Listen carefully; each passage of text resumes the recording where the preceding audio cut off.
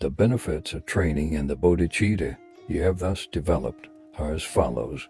Elevated above the shravakas and pratyekabuddhas, you are included in the assembly of Mahayana practitioners. Your disturbing emotions, misdeeds, and obscurations are all annihilated from their very root. All the virtuous actions of your body, speech, and mind become causes for what is meaningful, and a vast gathering of merit will be perfected in your being. You will always be watched over by the Buddhas and bodhisattvas and the great protectors of the Dharma.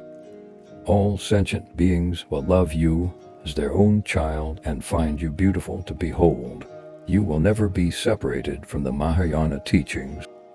In short, you will quickly accomplish the superior qualities of buddhahood and awaken to true and complete enlightenment. Thus the qualities are inconceivable.